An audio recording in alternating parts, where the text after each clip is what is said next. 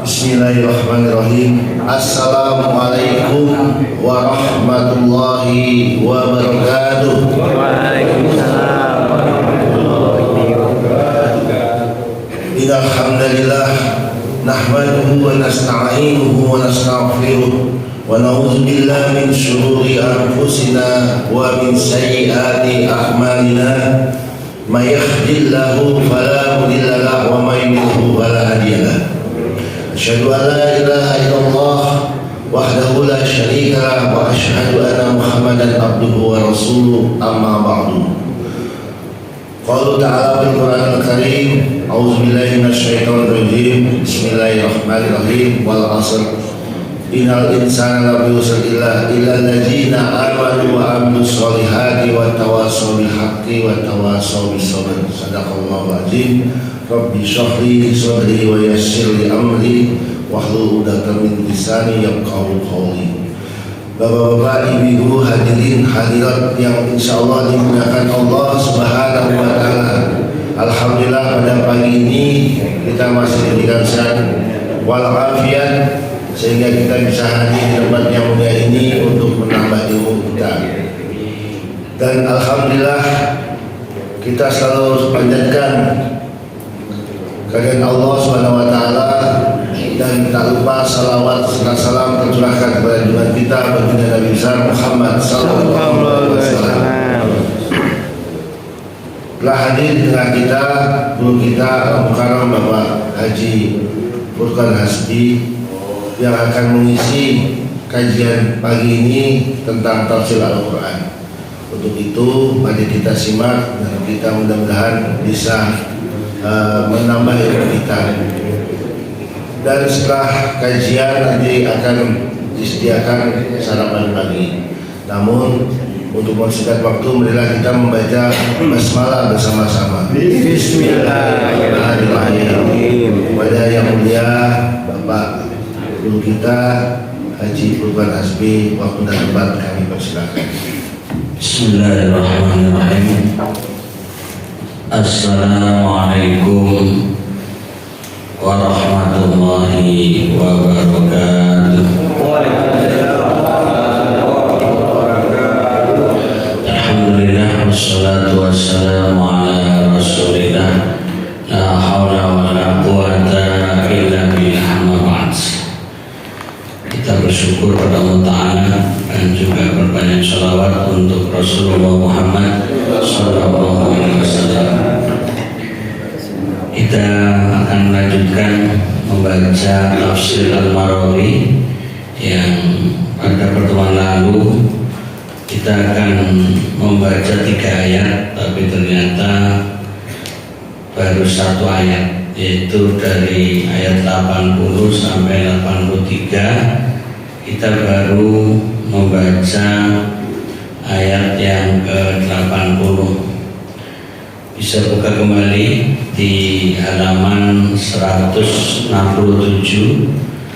Di situ tercantum 3 ayat dari surat Al-Baqarah.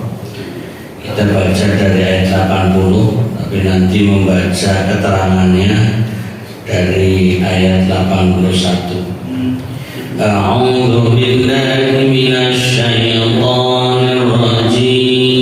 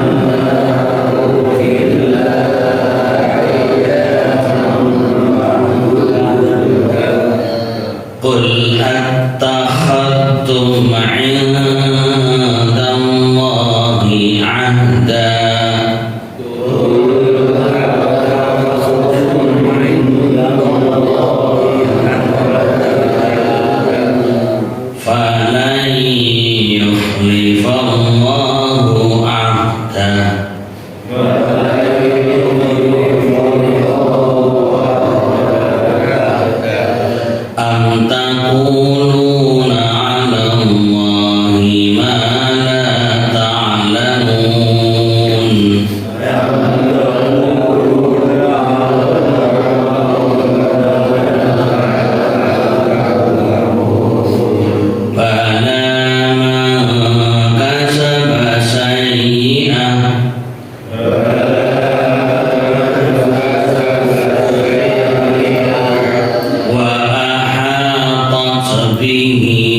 خطيئته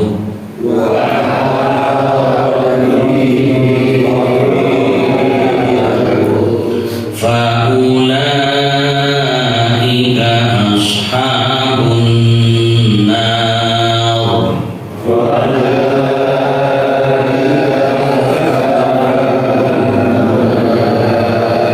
هم فيها خالدون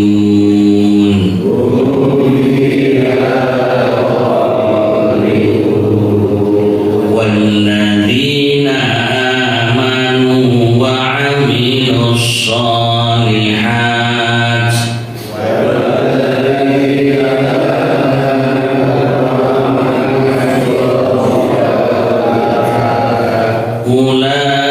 أولئك أصحاب الجنة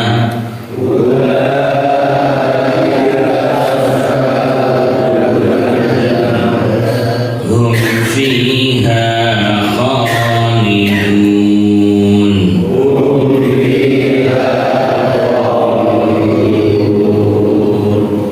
Kita baca terjemahannya ayat 80. Dan mereka berkata, kami sekali-kali tidak akan disentuh oleh api neraka kecuali hanya beberapa hari saja. Katakanlah Muhammad, apakah kamu telah menerima janji dari Allah sehingga Allah tidak akan mengingkari janjinya? Ataukah kamu hanya mengatakan terhadap Allah apa yang tidak kamu ketahui? Ayat 81. Yang benar, barang siapa berbuat kejelekan dan ia telah diliputi oleh kesalahannya, mereka itulah penghuni neraka. Mereka kekal di dalamnya. Na'udzubillahi min dzalik. Ayat 82. Dan orang-orang yang beriman serta beramal soleh, mereka adalah penghuni surga. Mereka kekal di dalamnya. Allahumma inna nas'alukal jannah. Mudah-mudahan kita termasuk penghuni surga. Amin. Masuk pada keterangan huruf D di halaman 169. Ini adalah ayat 81. Ya, mengingat kemarin beberapa Jumat yang lalu sudah kita baca, tapi sekedar mengkaitkan di atasnya sedikit. Kesimpulannya ialah perkataan seperti itu hanya lahir dari salah satu dari dua sebab ini. Ini hanya untuk mengingat sebelumnya. Satu, boleh jadi memang merupakan janji dari Allah. Dua, membuat kedustaan terhadapnya. Oleh karena itu, janji Allah seperti ini ternyata memang tidak pernah ada. Maka jelas kamu telah berdusta dalam pengakuanmu itu, juga berdusta dalam pengakuanmu sebagai putra-putra dan kekasih Allah. Ini yang menggambarkan kedustaan orang-orang Yahudi. Jadi sekali lagi, ayat-ayat yang kita baca ini membahas tentang Bani Israel. Jadi mengulang dari ayat 40 dan sampai ayat ini masih seputar Bani Israel.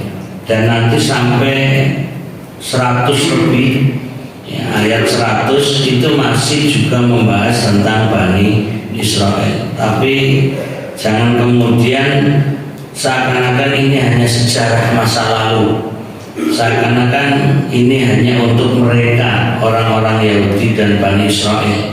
Karena sekalipun isi, ya, ceritanya, pembahasannya, materinya tentang Bani Israel, ini juga berlaku bagi kita orang-orang Islam. Kalau kita menyerupai mereka, ya hukumnya sama. Maka justru ini untuk menjadi pengingat dan peringatan ya buat umat Islam, jangan sampai seperti mereka. Kita baca huruf D. Yang benar, barang siapa berbuat kejelekan dan ia telah diliputi oleh kesalahannya, mereka itulah penghuni neraka, mereka kekal di dalamnya. Sekali lagi, kita kalau membaca ayat ada ancaman neraka, kita baca na'udzubillahi min dzalik. Kami berlindung kepada Allah dari hal seperti itu. Artinya jangan sampai kita penghuni neraka. Keadaan sebenarnya bukan seperti yang kamu omongkan itu. Jadi seakan-akan Nabi Muhammad SAW diajari Allah untuk menanggapi orang Yahudi, terutama yang hidup di zaman Nabi, bahwa yang diomongkan mereka itu salah ya. Bahkan kamu, jadi kamu itu Bani Israel, khususnya Yahudi, terutama yang hidup di zaman Nabi, yaitu di Madinah. Karena orang Yahudi yang di Madinah paham bahasa Arab. Jadi ayat ini turun, mereka paham artinya, maknanya, tapi tinggal percaya atau tidak, iman atau menolak ya. Bahkan kamu dan siapapun yang lain akan disentuh api neraka untuk masa yang lama. Ini untuk menegaskan bahwa siapapun, termasuk kamu wahai Yahudi ya, kalau berbuat salah ya, melanggar aturan Allah, pasti masuk neraka ya. Kalau yang kafir tentunya akan selama-lamanya. Nah, ini sebagai penegasan.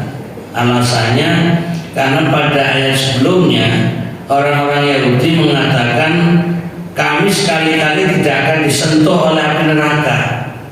Jadi bangga ya, sombong kalau mereka tidak akan masuk neraka. Nah, ini juga sebagai pengingat. Nah, kita kaitkan antara sikap Yahudi dengan mungkin ada di antara umat Islam yang merasa tenang, kami umat Islam juga tidak akan pernah masuk neraka. Nah, ini juga harus diingatkan bahwa sekalipun umat Islam kalau melanggar aturan Allah, maka akan terkena azab neraka. Jadi jangan sombong juga merasa umat Islam, man qala la ilaha illallah dakhalal jannah. Siapa yang sudah mengucapkan la ilaha illallah, maka dia masuk surga. Itu betul. Tapi masalahnya setelah mengucapkan la ilaha illallah, apakah beramal soleh atau tidak?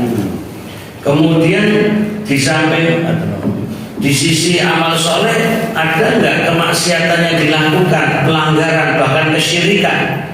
Kalau itu dilakukan, maka tetap saja masuk neraka. Walaupun nanti pada akhirnya ada pencucian yang kemudian diangkat dari neraka dan dimasukkan ke dalam surga. Karena ada sebagian orang ya dari kalangan umat Islam yang mengatakan umat Islam tidak akan pernah masuk neraka. Ini malah kayak orang Yahudi itu. Jadi dia berpikir bahwa umat Islam pasti masuk surga dan tidak akan pernah masuk neraka. Ini seperti pengakuan Yahudi. Maka hati-hati juga. Jadi jangan kemudian bangga diri dengan status sebagai umat Islam. Jadi kalau kita dengan tegas nahnu muslimun, kami orang Islam, ya harus bertauhid, harus beramal soleh dan jangan melanggar aturan Allah, itu baru dijamin masuk surga. Nah, ini untuk mengkaitkan biar kita jangan kebablasan, merasa aman di zona aman sehingga pokoknya sudah Islam selesai, juga harus ada kelanjutannya. Makanya nanti pada ayat berikutnya ya, yang beramal soleh, yang iman dan beramal soleh lah itu yang masuk surga. Tapi kita baca dulu di ayat 81 ini. bahwa pengingat kepada orang Yahudi yang merasa dirinya aman dari api neraka. Lalu setiap orang yang kejahatannya sudah meliputi dirinya, menguasai segenap perasaan dan hatinya, serta mengumbar hawa nafsunya, sehingga ia sudah menjadi tawanan dosa-dosanya, maka balasannya adalah kekekalan dalam neraka, karena ia melakukan penyebabnya, yaitu berupa keterlibatan diri yang begitu jauh dalam hawa nafsu yang menyebabkannya terkena hukuman itu. Jadi singkatnya, orang yang maksiat, orang yang berbuat dosa, atau bahasa lainnya berlumuran dosa, maka layak menjadi penghuni neraka. Lalu di dalam ayat ini ada kata-kata kejelekan. Barang siapa berbuat kejelekan, ya, itu dalam ayat itu man kasaba sayyi'atan, ya, sayyi'atan, sayyi'ah itu kejelekan atau keburukan. Di sini ada penjelasan. Kejelekan yang dimaksud di sini ialah menyekutukan Allah alias syirik. Jadi orang yang syirik, ya, itu dinyatakan pelakunya akan kekal di neraka jika tidak bertaubat, ya. Jadi kalau ada orang syirik sampai mati, maka dia akan masuk neraka dan kekal di dalamnya. Na'udzubillahi min dzalik. Jadi ini tidak hanya berlaku bagi orang Yahudi, tapi bagi siapapun, ya, umat manusia ini, ya, bahkan bisa jadi umat Islam juga. Karena itu kita harus selalu beristighfar, kita harus selalu bertaubat, ya. Barangkali di antara kita sepanjang selama hidup ini ada kesyirikan yang baik, kecil, apalagi yang besar, sadar atau tidak sadar, maka kita harus segera beristighfar dari kesyirikan. Mari kita beristighfar. Astagfirullahaladzim. Mudah-mudahan Allah mengampuni dosa-dosa kita, mengampuni dosa syirik, ya, yang kita tidak sengaja, atau mungkin ada kesengajaan di luar kemampuan kita untuk menghindar. Nah ini jadi harus segera kita beristighfar, wa atubu ilaih, dan aku bertobat kepadanya. Jadi biar bersih, jangan sampai mati membawa kesyirikan. Jadi ditafsirkan kata sayyi'ah yang sebenarnya artinya kejahatan, keburukan, dimaknai sebagai kesyirikan, yaitu menyekutukan Allah. Kemudian ada penafsiran yang lain. Tadi salah satu tafsir di kalangan ulama mengatakan syirik, tapi sebagian ulama, ya, dalam mengartikan sayyi'ah atau kejelekan ini dengan pengertiannya yang umum. Mereka mengatakan bahwa kekal di sini ialah tinggal lama sekali selama waktu yang Allah kehendaki. Jadi penafsiran yang kedua dari sayyi'ah itu apapun kejelekan, keburukan, kemaksiatan, nah, pelanggaran aturan Allah, yaitu aturan atau batasan-batasan Allah yang telah ditetapkan, ya ta'adda hududallah, yaitu yang memusuhi, melanggar batas-batas ketetapan Allah, hukum-hukum Allah, maka itu masuk ke dalamnya sayyi'ah, keburukan. Kalau tafsir ini jadi tambah lebih ngeri. Jadi artinya seakan-akan manusia siapapun yang melakukan kejelekan, keburukan masuk neraka dan abadi gitu. Nah di situ kata kekal yang terjemahan dari fiha hum fiha khalidun, mereka di dalam neraka itu khalidun, yaitu kekal. Tapi di dalam penafsiran kekal diartikan lama, tapi lamanya yang tentunya bisa ada batasnya, ya tergantung ketetapan Allah. Makanya di sini tinggal lama sekali selama waktu yang Allah kehendaki. Jadi bisa kemudian ditarik atau diangkat dari neraka, walaupun dimaknai khalidun, yaitu lama. Jadi bukan abadi yang tanpa pengangkatan, karena difahami bahwa walaupun dia melakukan kejelekan, sayyi'ah, keburukan, kemaksiatan, dosa, pelanggaran, tapi dia masih punya nilai-nilai keimanan. Ya sekalipun orang Yahudi itu mereka juga punya amal soleh, ya mereka juga punya iman, punya amal soleh, cuma banyak pelanggaran aturan. Nah, termasuk juga umat Islam, bahwa sudah beriman, sudah beramal soleh, tapi sisi yang lain punya kejelekan, keburukan, kemaksiatan, dosa, maka dia masuk neraka.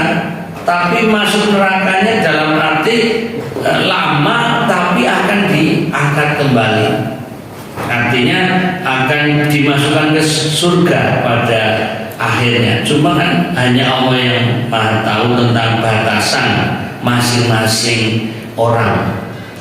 Kemudian penjelasan selanjutnya, pelaku maksiat yang berbuat dosa-dosa besar akan masuk ke neraka beberapa lama masanya. Jadi ini harus menjadi pengingat buat kita, ya teguran buat kita, agar peringatan ini menjadi gerakan perubahan menuju kebaikan.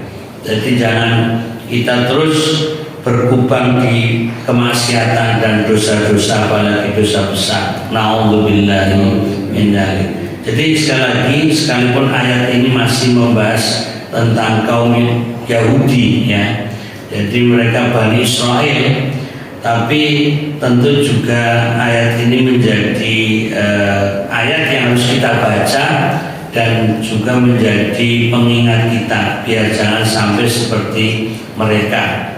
Jadi di sini dijelaskan pelaku maksiat pun akan masuk neraka.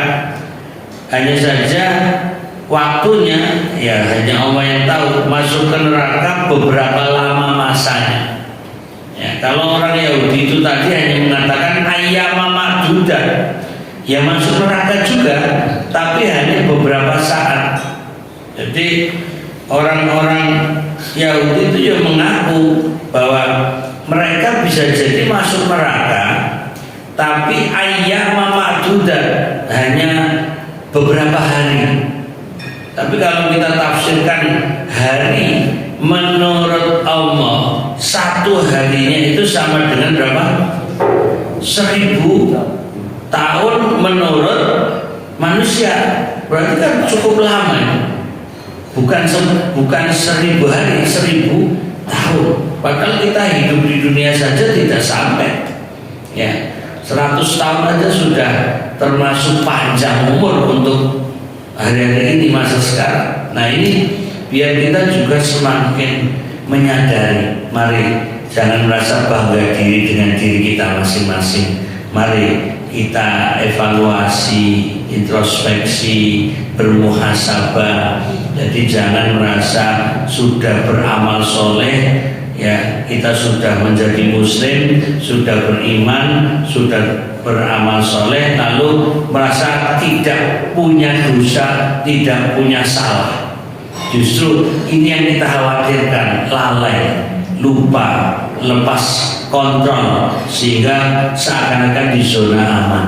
Jadi kita harus selalu mengevaluasi diri. Mungkin omongan kita, ya perbuatan kita, apapun dari anggota tubuh kita bisa ada saja yang maksiat, ya, dari mata, telinga, ya mulut, tangan, kaki. Cobalah, mari kita sama-sama mengecek ulang apakah kita pernah berbuat maksiat dengan tangan kita, pernah melangkahkan kaki kita ke hal yang maksiat dan dosa, pernahkah mata kita melihat yang maksiat, pernahkah telinga kita mendengar yang maksiat, dan termasuk lidah kita yang kadang-kadang juga ceplas-ceplos yang isinya ghibah, ngerasani orang, ya menghina orang, mencaci orang, menyalahkan orang. Monggo tidak usah malu-malu di hadapan Allah, beristighfar dan bertaubat, minta ampun kepadanya, dan kita jangan merasa menjadi orang yang paling baik, bersih dari maksiat, dari dosa. Kita semua adalah khata'un, kullu bni Adam khata'un, bahwa semua anak keturunan Nabi Adam punya salah. Maka khairul khata'in tawwabun, sebaik-baik orang yang berbuat salah adalah orang yang bertaubat. Mudah-mudahan kita termasuk minat taibin, orang-orang yang bertaubat. Amin. Kita lanjutkan di keterangannya bahwa tadi bahwa kemudian akan keluar dari situ, artinya dari neraka, jika Allah menghendaki. Jadi ada pengangkatan, dan kalau dalam penjelasannya setelah diangkat dari neraka nanti ada pencucian, pembersihan, ya ibaratnya habis dibakar gosong, ya, kemudian dimandikan, dibersihkan, dicuci, lalu setelah tuntas baru akan dimasukkan ke dalam surga. Hanya Allah yang tahu prosesnya dan waktunya. Jika seseorang setiap berbuat kejahatan lalu taubat dengan taubat yang sebenar-benarnya, yaitu taubatan nasuha, dan betul-betul menjauhkan diri dari dosa, maka tidaklah dia akan diliputi oleh dosa-dosanya, dan hatinya tidak dikuasai oleh kejahatannya. Jadi ini sebagai pengingat, kita jangan sampai terus-menerus di zona kemaksiatan. At-Tirmidzi ini adalah periwayat hadis, meriwayatkan dari sahabat Abu Hurairah radhiyallahu anhu bahwa Nabi Shallallahu Alaihi Wasallam bersabda. Ini hadis, biar kita merasa membaca hadis, ikuti saya. Innal abda idza adnaba dzanban nukita fi qalbihi nuktatun sauda fa in taba wa naza'a wastaghfara suqila qalbuhu. Ya, sampai di sini dulu, kita lihat terjemahannya. Nanti lanjutannya kita baca lagi. Sungguh seorang hamba apabila ia berbuat dosa, maka di dalam hatinya tergores titik hitam, yaitu nuktah sauda. Ini perlu kita ingat-ingat. Sekali kita berbuat dosa, maka hatinya tergores titik hitam. Jadi ada cap dosa.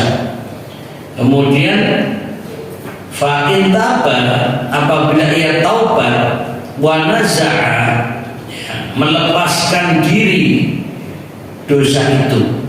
Jadi Artinya dengan bertaubat maka akan akan melepaskan ya nuqtah sauda, yaitu titik hitam itu, dan dilanjutkan dengan wastaghfar ya, jadi orang yang berbuat dosa kemudian bertaubat dan mencabut dari perbuatan dosa itu lalu beristighfar, artinya mencabut, betul-betul meninggalkan, tidak kembali lagi dan minta ampun kepada Allah, suqila qalbuhu ya, jadi setelah istighfar mohon ampun maka cemerlanglah hatinya. Jadi sekalipun hatinya sudah penuh noda dosa hitam ya, tapi dengan taubat meninggalkan dari dosa itu dan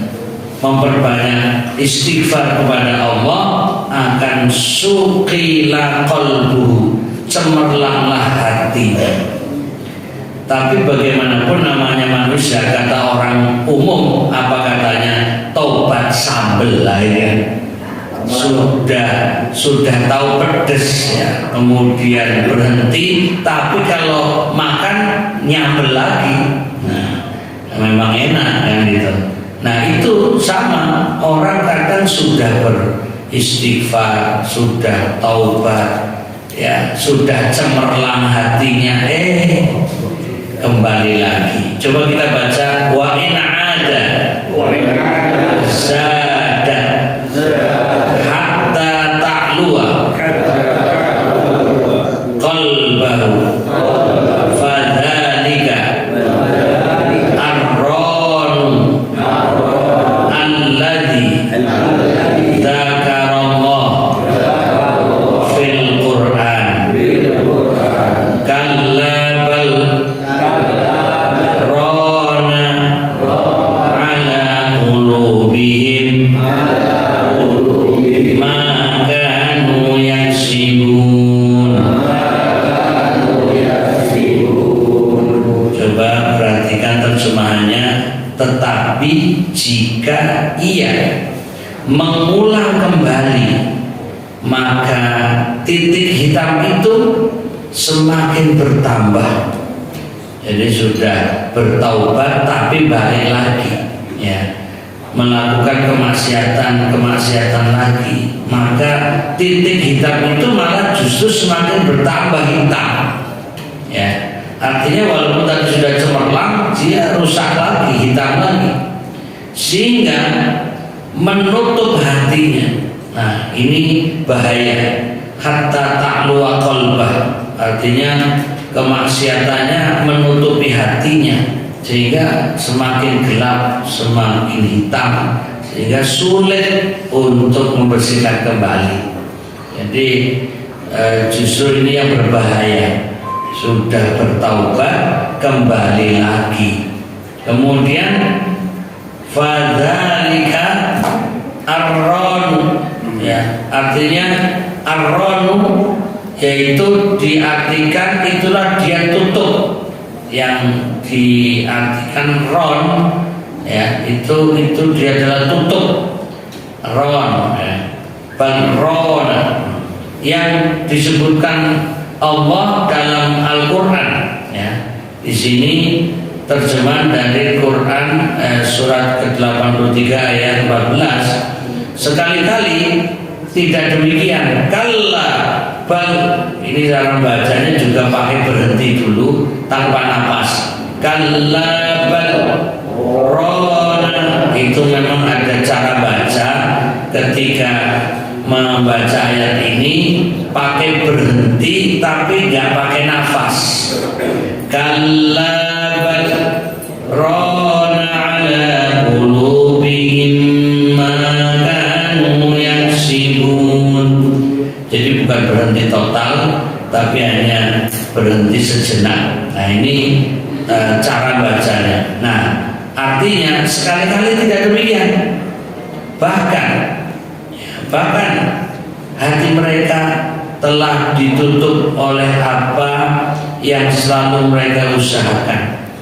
Jadi ya, terlepas ini tadi cara bacanya pakai berhenti, ya, tapi kalau kita pahami itu seakan-akan untuk menahan diri. Jadi orang sudah bertaubat, tapi kok kemudian mengulang kembali, maka akan tertutup, ya. Jangan demikian, bahkan tertutup hatinya. Jadi saat kita baca ayat ini kok pakai berhenti, ini hanya penafsiran, artinya hanya menggambarkan bahwa seakan-akan hati kita tuh kaget. Kalau diingatkan jangan demikian, bahkan rona itu akan menjadi penutup, ya. Jadi perbuatan-perbuatan dosa itu akan menjadi penutup ala qulubi pada hati mereka. Jadi sekalipun ayatnya menggambarkan tentang mereka, jadi bukan kami, bukan kita, tapi kita juga ikut kaget kok masih ada orang seperti itu. Nah, apalagi kita sendiri melakukan, sudah mengamalkan amal soleh, ya, sudah diawali dengan iman, amilus soleh, itu alladzina amanu wa amilus solihat, ya, tapi masih maksiat, berbuat dosa, ya, sudah taubat kembali lagi.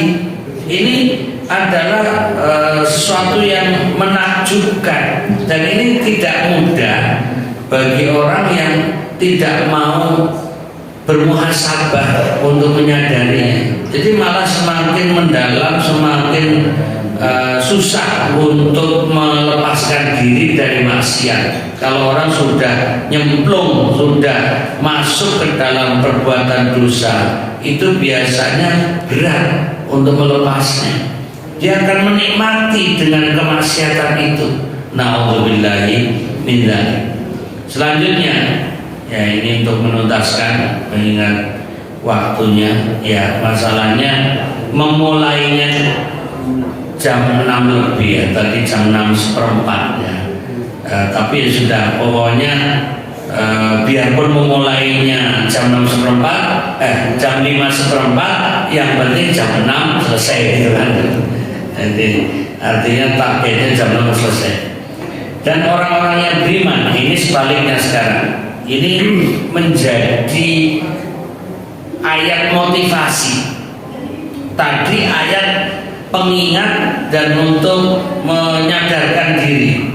Sekarang ayat motivasi, biar kita lebih semangat beramal soleh, karena jaminannya masuk surga. Nah, di sini ayatnya adalah ayat 82. Walladzina amanu wa amilus sholihat, dan orang-orang yang beriman serta beramal soleh, ya, ini dinyatakan ulaika ashabul jannah, mereka adalah penghuni surga. Bahkan dinyatakan hum fiha khalidun, ya, itu mereka kekal di dalamnya. Itu sebenarnya kalimatnya sama dengan ayat sebelumnya.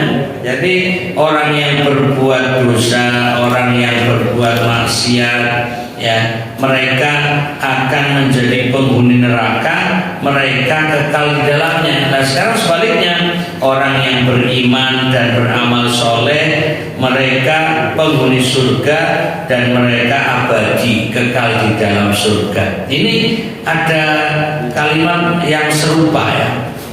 Kemudian maksudnya orang-orang yang membenarkan Allah dan para Rasul, beriman kepada hari akhirat, mengerjakan kebaikan-kebaikan, lalu menunaikan kewajiban-kewajiban dan meninggalkan perbuatan-perbuatan maksiat, maka mereka itulah orang-orang yang patut masuk surga sebagai balasan yang sesuai dengan ketaatan mereka kepada Allah, kepatuhannya kepada Allah dan keikhlasannya karena Allah, baik dalam keadaan sunyi maupun ramai. Jadi kapanpun, dimanapun, dalam kondisi apapun, tetap taat kepada Allah. Jadi ayat ini sebenarnya ditujukan kepada orang Yahudi, tapi bukan berarti hanya untuk mereka. Atau begini, orang Yahudi pun bisa saja mereka yang iman, yang beramal soleh, ya termasuk kemudian iman kepada Nabi Muhammad. Dan ini sulit sebenarnya orang Yahudi kok iman kepada Nabi Muhammad. Tapi kalau mereka mau beriman kepada para nabi, ya termasuk kemudian kedatangan Nabi Muhammad, mereka mau beriman, maka akan dijamin sebagai penghuni surga. Nah, karena ayat ini bersifat umum, maka termasuk kita, ya umat Islam. Walaupun ini ayat sedang bicara untuk kaum Yahudi, tapi ini juga tentu bagi umat Islam, ya. Karena kita berulang kali membaca tadi awal pembukaan itu kan baca surat Al-Asr, wal asr innal insana lafi khusr. Ini dari bawah yang bacakan kan. Jadi wal asr innal insana lafi khusr, demi masa sungguhnya manusia dalam kerugian, lalu dikecualikan illa alladzina amanu wa amilus sholihat. Yang tidak rugi adalah orang yang beriman dan beramal soleh. Nanti ada kelengkapannya. Watawassaw bil haqqi, orang yang selalu mengingatkan dalam kebenaran. Watawassaw bis sabr, dan orang yang selalu berwasiat mengingatkan dalam kesabaran. Nah, pada keterangan selanjutnya dalam hal ini terkandung petunjuk bahwa masuk surga itu tergantung iman yang benar dan amal soleh sekaligus. Nah, ini juga nanti menjadi standarisasi. Satu sisi iman, tapi bukan sekedar iman, tapi imannya yang benar. Dan kemudian nanti juga amal soleh yang benar juga. Nah, ini seperti riwayat Imam Muslim yang menerangkan bahwa Nabi Sallallahu Alaihi Wasallam bersabda kepada seorang sahabat yang bernama Sufyan kalau bahasa kita bin Abdullah As-Saqafi, yang bertanya kepada beliau, ya Rasulullah, qul li fil Islam qaulan la as'alu anhu ahadan ba'da. Qul amantu billah tsumma istaqim. Artinya, wahai Rasulullah, katakanlah kepadaku satu perkataan tentang Islam yang nantinya aku tidak akan bertanya lagi kepada siapapun sesudahmu. Beliau bersabda, katakanlah aku beriman kepada Allah, kemudian beristiqomahlah dalam beramal. Jadi ada dua hal yang menjadi penegasan iman kepada Allah dan istiqomah.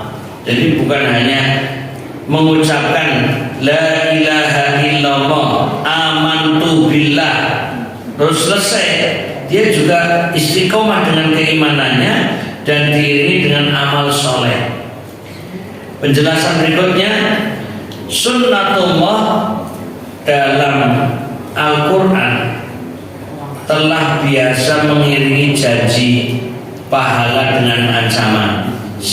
Jadi mengiringi janji pahala, ya, dengan ancaman siksa guna memelihara apa yang dituju oleh hikmah kebijaksanaannya dan membimbing manusia berupa pemberian harapan baik pada suatu waktu dan ancaman menakutkan di waktu yang lain. Jadi ada basyirau wa nadhira. Jadi ada keseimbangan dalam Al-Quran itu. Ada basyirau, berita gembira, yang beriman beramal soleh masuk surga.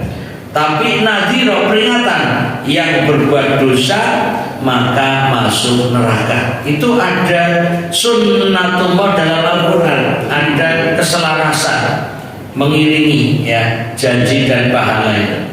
Jadi ada janji mendapat pahala surga, ada ancaman, ya. Jadi waktun dan wa'id, ya. Jadi janji untuk mendapatkan surga dan ancaman masuk neraka. Kemudian selanjutnya serta membuatnya sekali gembira dan sedih, ya. Berita gembira basyiro, dan juga tadi sedih, ya, sekali sedih. Nadhiro, sekali sedih menerima peringatan. Karena dengan cara sekali lunak dan sekali keras. Jadi dalam Quran juga kadang lembut gitu, tapi kadang juga tegas dan keras. Ini membuat manusia meningkat pada taraf kesempurnaan dan sukses memperoleh keridhaan serta taufik Allah. Ini juga bisa diterapkan dalam dunia pendidikan. Jadi kalau kita mendidik anak kita kadang dengan lemah lembut, ya, dengan penuh kenyamanan. Tapi kalau satu kali atau dua kali melakukan pelanggaran, boleh dengan tegas. Entah kita hentakkan kata untuk memberi peringatan, atau dengan sesuatu yang bisa kita lakukan biar dia tidak berlanjut dalam kesalahan.